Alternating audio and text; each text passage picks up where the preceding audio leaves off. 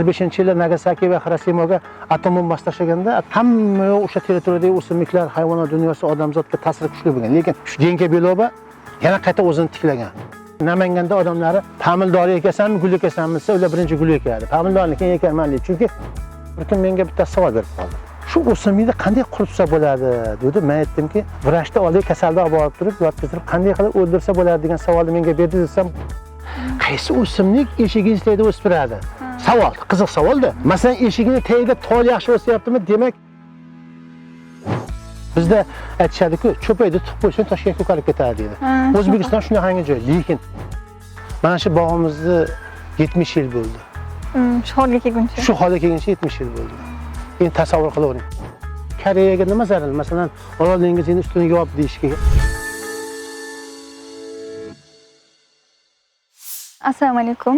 Respublikamizda asosan qanday turdagi manzarali daraxt turlari keng tarqalgan va buning tarqalish sabablari, tuproq xususiyatiga ko'ra omillari qanaqa? Endi asosan o'simliklarni ekishda nimaga e'tibor berish kerak? Birinchi o'rinda tuproqda o'sha sho'rlanganmi, sho'rlanmaganmi, qummi, toshloqmi, suv yetarlimi, yetarli emasmi? Mana bu xususiyatlarni hammasini inobatga olinsagina ekish mumkin. Masalan, toshloq yerga olib borib qo'ysangiz, o'simlikni o'sishi qiyinlashadi. Lekin toshloq yerda o'sadigan o'simlik ham bor. Lekin qumli yerga olib borib qo'ysangiz, qumli yerda o'sishi ham qiyinlashadi. Shuning uchun o'sha mintaqa uchun xos bo'lgan o'simliklarni o'sha markaziy Farg'onaga borsangiz, suvlarda, ariqlarda bo'yiga borsangiz, hammasida tol ekilgan. Majnun tol ham bor, salix deyiladi, tollar turlari bor. Qora tol ham bor. O'sha tollarda ekilgan, u suvni yaxshi ko'radi, keyin tez o'sadi, tez yetiladi. Teraklar o'sha suvni bo'yida. Lekin qum yer bo'lsa ham, boshqa bo'lsa ham, tosh yer bo'lsa ham, o'sha suv yetarli bo'lsa o'saveradi. Demak, suvga mos. Endi bugungi kunda biz mana botanika bog'dagilar shu suv yaqin yerlarga o'sadigan botqoq keparisini tavsiya etamiz. Metasequoyani tavsiya etyapmiz. Bular ham o'sha yer, yo'l yoqalariga ekilsa, maqsadiy bog'ga ham chiroyli bo'ladi. Metasequoya asosan uzoq sharqdan olib kelingan bizga. Koreya, Xitoy Xalq Respublikasida hududlarda juda ham ko'p uchraydi. Bizning iqlim sharoitimizga moslashgan yagona igna bargli daraxt. Bargini to'kadi ko'zlar, lekin manzarali, nihoyatda chiroyli. Yoki bo'lmasa bugungi kunda biz olimlarimiz masalan Genka Belobani ekishni tavsiya etishyapti. Genka daraxti asosan Sharqiy Osiyodan olib kelingan bizga. Botanika bog'imizda 12 tip bor. Mana shu Genka Beloba buni urug'ini olindi, ekildi. Nimaga? Ham mevasi foydali, ham bargi foydali, ham yog'och qimmatli hisoblanadi. Endi bugungi kunda ayrim o'simliklarni ko'rsangiz, faqat yog'och uchun, manzara uchun bo'lishi mumkin-da. U o'simlikni bargidan foydalanishingiz mumkin. Odamda asosan qonni suyultirishda foydalanadi. Mevasi shodirlashda olinadi, ichki sekresiya bezlarining faoliyatini yaxshilaydi. Yog'och qimmatli hisoblanadi. O'shaning uchun Sharqiy Osiyoda eng qimmatli daraxtlardan biri hisoblanadi. 45-yilda Nagasaki va Xirosimoga atom bombasi tashlaganda hamma o'sha territoriyadagi o'simliklar, hayvonot dunyosi odamzodga ta'siri kuchli bo'lgan. Lekin shu Genka Beloba yana qayta o'zini tiklagan. Shuning uchun shu o'simlikni Sharqiy Osiyoda yaxshi ko'radi. Juda ham kuchli, ham nurlanishga chidamlik, ham issiqqa chidamlik, ham zaharga chidamli o'simlik bo'lgani uchun biz bugungi kunda shuni ham shaharda obodonlashtirishga tavsiya. O'zi manzarasi ham chiroyli, bargini o'zi ham qarasangiz yurakka o'shqaydi, chiroyli. Gul turlari-chi, masalan, O'zbekistonda qanaqa gul turlarini kengroq ekish ommalashgan? Atirgul, o'sha gullar, rudbikalar, bir nechta, mana xrizantemalar turlarini ekishsa yaxshi bo'ladi. Bular ko'p yillik o'simliklar. 1 yilliklar ko'p. Tijorat sifatida erta bahorda olib kelasiz, mana salviyani ekiladi. 1 yildan keyin bular chiqmaydi-da. Uni yana ekishingiz kerak, yana teplitsadan olasiz, yana sotib olasiz. Uning uchun aholi hammasi erta bahorda nima qiladi? Uni o'rniga pomidor ko'chati sotib oladi, qalampir sotib oladi, balgar sotib oladi, yeydigan narsani olib keladi. Avvalo uning uchun o'sha yerda odamlarda bir necha yillik ko'nikmagan bo'lish kerak. Namanganda odamlari pomidori ekasanmi, gul ekasanmi desa, ular birinchi gul ekadi. Pomidorni keyin ekarman deydi. Chunki ularda odat bo'lib qolgan. Eshigini tagini chiroyli qilib gul ekish kerak. O'shaning uchun vodiyga borsangiz, qaysi viloyatiga borsangiz, birinchi marta o'sha chiroyliligi bilan ajratib turishlik gul. Toshkent shahrida endi ilmiy muassasalar ko'p bo'lgani uchun tajriba shetda. Mana Pavlovniyani ko'proq aytishyapti. Respublikaning hamma yoqiga ekishga tavsiya etilyapti. Pavlovniyani televizorda reklamada ko'rgan bo'lsangiz, ko'p ekiladi. Birinchi o'sha klonlab shu o'simlikni ko'paytirish Toshkentdagi viloyatlarga olib borib ekildi. Hatto qo'shni respublikalarga olib ketdi. Qirg'iziston, Qozog'istonga olib borib ekilyapti. Demak, markazda bo'lgani uchun birinchi markazda ekilgandan ko'rsatiladi-da. Mana bunaqangi daraxt deyiladi. Shuning uchun markazlarda ko'proq birinchi rivojlanish ko'proq markazdan bo'ladi. Nima bo'lsa markazdan keyin viloyatlardan tumanlardan qishloqlarga. Qancha shaharlanish ko'p bo'lgan sari obodonlashish shuncha yaxshi bo'laveradi ba'zi inson. Lekin masalan oxirgi vaqtda respublika hududida ham yashil daraxtlarni kesilish holatlari ham juda ko'p bo'ldi. Masalan viloyatlarda, viloyat markazlarida shuni aks sifatida qanaqadir rejalar qilinganmi? 30-yilgacha muhtaram prezidentimiz tomonidan monitor e'lon qilindi. Mana shu yashil o'simliklarni kesmaslik nima qilish. Mana undan tashqari O'rmon xo'jaligi qo'mitasi uchun nimalar chiqdi. O'simlik yashil nima? Endi yashil belbog' nimasi chiqdi, ekologik qo'mitaning nimasi. Bular hammasi o'sha yashillikni saqlab turishga o'simliklar. Bugungi kunda daraxtlarni hech kim kesishga haqqi yo'q. U ham tirik narsa. Endi men sizga bitta narsani aytsam, bir kun menga bitta savol berib qoldi. Shu o'simlikni qanday quritsa bo'ladi dedi. Men aytdimki, vrachda oldiga kasalni olib borib turib, yotkizib, qanday qilib o'ldirsa bo'ladi degan savolni menga berdi desam, bo'ldi aka, men savolingizga javob topdim dedi. Biz o'simlikni ustida ishlab turgan odam qanday qilib o'simlikni, uni qanday quritishni yo'lini nima qilamiz? Aslini olib qaraganingizda ko'ryapsizmi? Shuning uchun biz o'simlikni hech qachon qarshimiz doim. Obodonlashtirish, ekologiya bugungi yangi partiya tashkil topdi, ekologik partiyasi. Mana bu ekologik partiya ham tish tirnog'i bilan shu o'simlik hayvonot dunyosini butun planetani sayyoramizni o'simliklar dunyosiz tasavvur qilib bo'lmaydi. Masalan, adabiyotlarda 1 gektar maydondagi yashil daraxtzor 200 ta odamni kislorod bilan, sof kislorod bilan ta'minlaydi yozganda. Endi botanika bog'iga kelsangiz, daraxtlardan tashqari butalar ham, o't o'simliklari ham bor. 3 ta o'simliklarni bo'linganda yarisi, birinchi, ikkinchi, uchinchi yarisi. Unda faqat daraxtlarni berilgan. Endi daraxtlar desangiz 200 ta odam bo'lsa, botanika bog'ida 2 ta yarisi o't o'simliklari ham bor, buta ham bor. Qo'ying ana 1 gektarga 600 ta bo'lsa, 66 gektar maydon qancha odamni kislorod bilan ta'minlaydi? 6 × 36 ming odamni kislorod bilan ta'minlaydi degan. Botanika bog'i demak Toshkent shahrini o'pkasi deyilishi bejiz emas. Navoiy viloyati ekologik jihatdan boshqa viloyatlarga nisbatan havosi buzilganroq shahar hisoblanadi. Ekologik tozalash maqsadida qanaqa daraxt turlarini ekish samara beradi? Savolingiz to'g'ri. Masalan, respublikamizda ko'proq Navoiy uradi. Navoiy va sanoat shaharlari bor. Bunaqa shaharlar Navoiy shahri bor, Olmaliq shahri bor, Angren shahri bor. Bular sanoat shaharlari hisoblanadi. Bu yerda birinchi sanoat nimalar chiqindilari ko'p. Shuning uchun qaysi o'simliklarni tavsiya etiladi deyiladi. Kuni kecha men bitta maqola tayyorladim. Bu o'simlik Ailanthus altissima deyiladi fanda. Ailanthus o'simligi agar o'zingiz guvohi bo'lgan bo'lsangiz, Oliy Majlisdan Bunyodkor stadiongacha ketishda yo'lda shunday bu yoqdan tushganingizdan keyin o'rta ochiq joy, ozgina ochiq joyda bitta daraxt o'sadi. Qarasangiz Ailant o'simligi. Ikki tomondan chuqurlikdan tushganda hali past joyda zahar, hamma o'simlik zahri, mashinadan o'tgan mashinaning zahri o'sha tepaga chiqib ketadi shu yerda. Shu yerda shu o'simlik o'sadi. Na uni tagiga suv quyiladi, na birov qaraydi. Hali o'simlikni ko'rsangiz hayron qolasiz. Endi 100% zaharga, nimaga chidamli bo'lgan o'simliklardan bittasi Ailant o'simligi.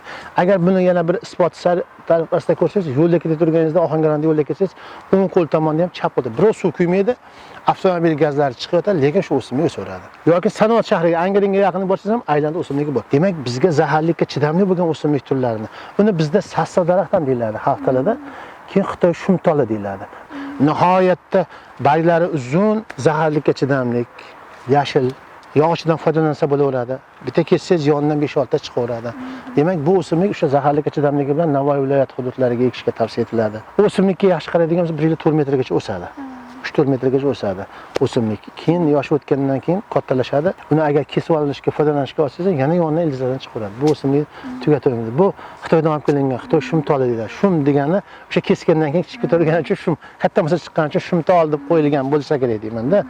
Nomi ham shundan kelib chiqqan. Juda ko'p parvarish talab qilmaydi-da. Parvarish talab qilmaydi. U sho'rda ham o'sishi mumkin, unumsiz tuproqda ham o'saveradi bemalol. Masalan, respublikamizda qaysi o'simliklarni ekish tavsiya etasiz degan savolni berishingiz mumkin.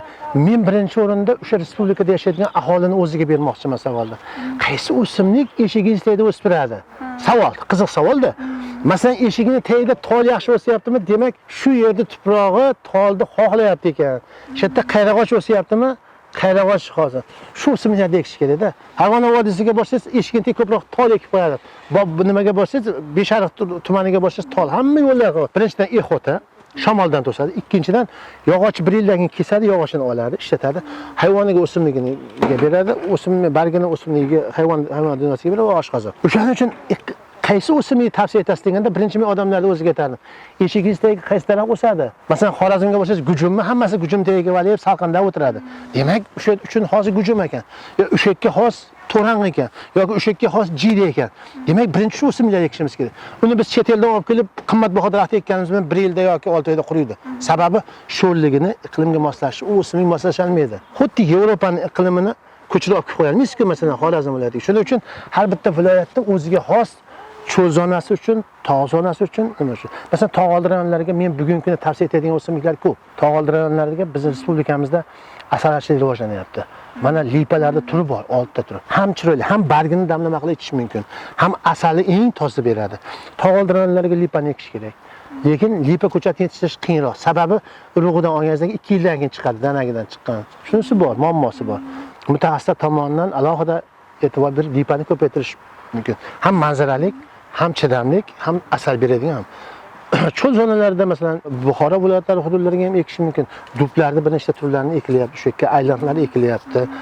Ignabarli o'simliklardan ekilyapti, metasekvoyalar ekilyapti. Bular ham moslashgan. Masalan, tuyalar, shaxt tuyasi juda chidamli. O'shalarga ekilsa maqsadga muvofiq bo'ladi. Farg'ona vodiysiga qaysi o'simliklar borib qo'ysangiz eksangiz bo'laveradi. Bizda aytishadi-ku, cho'paydi tiqib qo'ysin, Toshkent ko'karib ketadi deydi. O'zbekiston shunaqangi joy, lekin ko'payadi. Ayrim o'simliklar sovuqqa yo'g'roqligi uchun janubiy rayonlarga, masalan, Xorazm, Qoraqalpog'istonga eksangiz qishda qurib qoladi. Shunisi borda. O'ta issiq kontinentda yozi issiq, qishi salqinligi uchun shu o'simliklar shu yerda o'smaydi. Buni shu muammolarni tushungan holda ekishimiz kerak. Gullarda keltirganimizda ko'p yillik gullarda ekishimiz kerak. Birinchi yili ko'karib olgandan keyin yana yili o'zi chiqaveradi. Men aytdimki, xrizantemalar turlari, atirgullarda shu viloyat kesimida ekilsa yaxshi bo'ladi. Masalan, hozir shumtollar ko'proq. Agar ko'rsangiz, Anhorda bo'yida ketgancha afros nimasi bor. Oqtepaga qarab ketish, yo'lroq bo'lsa pensiyalari shumtolga ekilgan. Shunaqangi chiroyli yo'lda ketsangiz, ikki chiroyli. U chidamli. Endi cho'l zonasiga ekiladigan o'simliklar ko'proq bilsangiz, bargi mayda bo'lishi kerak. Suv bog'latish ham issiq-ku. Shunaqangi shumtolni ekish maqsadga muvofiq bo'ladi. O'sha hududga Buxoro nimalarga, pensiyalarga shumtol yaxshi, shularga jidalarda ekish maqsadga muvofiq bo'ladi, aylanib ekish maqsadga muvofiq. Shuning uchun men o'sha hududda o'zidan nimasidan iqlimidan kelib chiqib, o'sha o'simliklarni ekilsa yaxshi bo'ladi, natija beradi deb o'ylayman. Tog' oldiranlarga o'sha keng barglik o'simliklarni ekish maqsadga muvofiq deb o'ylayman. Biz faqat u tabiatni sevishimiz kerak. Qoraqalpog'istonga misol uchun hozir bugungi tavsiya etilgan o'sha go'zal katalpanikalar ko'chasiga borsangiz, men 5 yil oldin borganman, hech narsa yo'q edi. Hozir ko'rsangiz, ko'chalar shunday katalpa chiroyli bo'yatibdi. Ko'rsangiz, demak moslashgan, iqlimlashgan chiroyli ko'chalarda o'syapti. Andijon, Farg'ona viloyatlariga muammo yo'q, uni odamlarni o'zi ekib tashaveradi. Moslashgani ekilaveradi. Ko'proq o'sha suvli joylarga bizda Farg'ona vodiysiga borsangiz, terak ko'p ekiladi. Teraklar ko'p. Manzarali teraklarda ham hozir nima ko'p turkovoy ekildi, teraklarda ham uni ham ekilyapti. Masalan, Tamintoza degan Xitoydan olib kelingan terak bor. 10-15 yilda 28-30 metrgacha borib qoladi. Mana bu terak turlarini ekish kerak bugungi kunda. Qalamchalardan olib borib ko'paytirish kerak. Bizning iqlim sharoitimizga juda ham yaxshi. Keyin tez o'sadi. Bugungi kunda yog'och sanoati uchun ham juda ham yaxshi narsa, uni ham o'z samarasini beradi. Endi yana bitta narsa qo'shimcha qilib ketmoqchiman. Siz Xorazm, Buxoro, cho'l zonalari uchun yana qaysi o'simliklarni tavsiya etmoqchisiz dedingiz-ku, yana qo'shimcha sifatida akatsiyalarni bir nechta turlarini, yapon saporalarini, ignabarli kiparus, sholkovoy kiparus deyiladi, sholkovoy kiparus. Bularni tavsiya etamiz. Bugungi kunda nimadan tajribalardan o'tgan narsa bular. Bular o'sha hudud uchun moslashgan, chidamli o'simliklar hisoblanadi. Bularni qayerdan olsa bo'ladi oddiy aholi xalq? Bugun obodonlashtirish boshqarmalarda hammasida o'zining pitomliklari bor. Obodonlashtirishda olish mumkin. Shahar obodonlashtirish. Buyurtma asosida olib kelinadimi bular? Olinadi. Masalan, Botanika bog'i bizda ham bor, masalan. O'sha turlar bizda pereskunanti bor. Sotiladi bu yerda. Sotiladi, shularda bemalol Botanika bog'ida yoki shahar obodonlashtirishda, obodonlash hududlarida. Bugun endi nima ko'payib ketdi, xususiy tijorat nimalari ko'payib ketdi, odamlarni o'zida ko'paytiradigan. Bulardan ham olish mumkin. Bizda endi asosan biz ilmiy ishlarimizdan ortiqchasini sotamiz. Bizning filialimiz bor Qoraqalpog'istonda, Ellikqal'a tumanida bor. Mana shu o'zimizdagi 40 dan ortiq o'simlik turlarini olib borib ekkanmiz.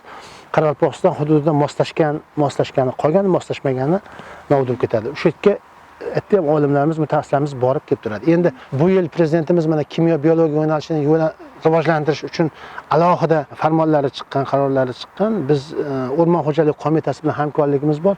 O'rmon xo'jaligi qo'mitasi bizga turlarni ko'paytirishga yordam beryapti. Biz O'rmon xo'jaligiga yordam beryapmiz.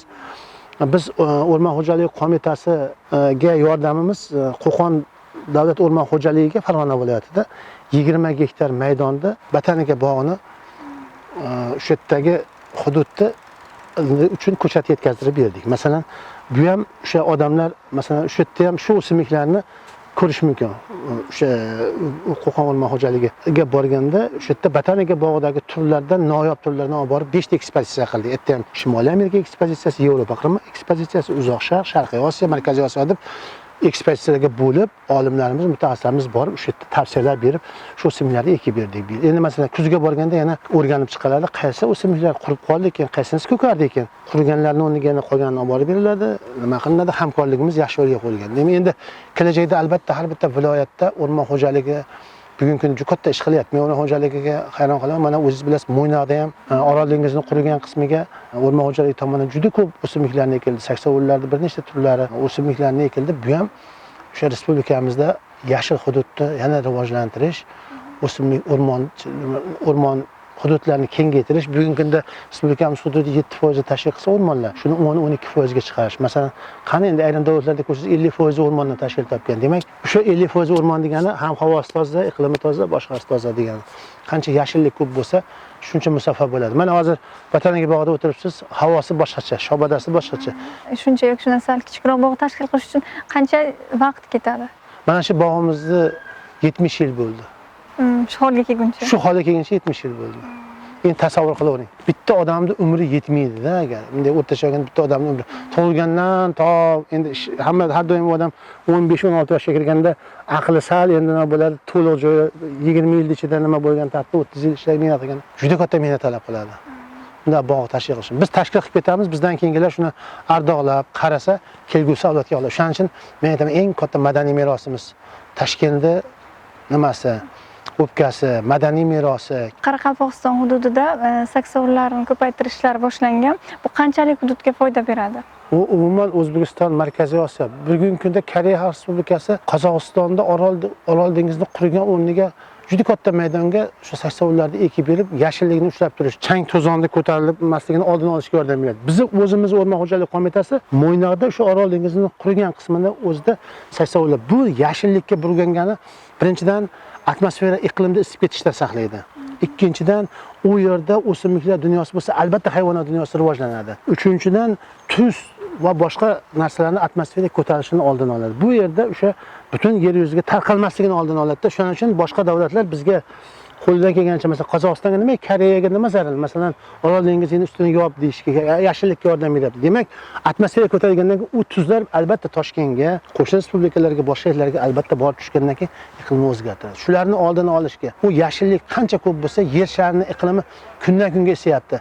Antarktidada, shimolda, janubda muzlar erib turganini televizorda ko'rsatyapti. Shuni muvozanatda ushlab turadigan narsa o'simliklar dunyosi bo'ladi. Biz o'rmonlarni kesmasligimiz kerak, o'rmonni yashillikni ko'paytirishimiz kerak. Masalan, oddiy, avtomobil haydaydigan odam ko'chada turgan bo'lsa, svetoforga borsangiz, bir tomonda daraxt soyasi bo'lib turgan bo'lsa, bir tomonda oftob turgan bo'lsa, sekin bir yerda soyankaga borib mashinasini nimaga soyankaga borib to'xtaydi? Demak, u o'simlikni soyankasidan salqinda turib maza qiladi. Yo'lda odamlar daraxt kesib turganda, daraxt kesish bas, uni ko'paytirishni o'ylash kerak. Konstruksiya qilib turganda, planisiya turganda daraxt borligini ko'rib, daraxtdan kestirilmaydi daraxtlar aslida. O'shani qo'lsa, birinchidan soyankasi, ikkinchidan toza havo, uchinchidan shovqindan saqlaydi. To'rtinchidan odamlarga oziqa bu. Ham yeydi mevasini o'simliklarda, ham uni yog'ochidan foydalanadi. Demak, bu o'simliklar dunyosi bizni haqiqiy o'zi insonda eng yaqin do'sti.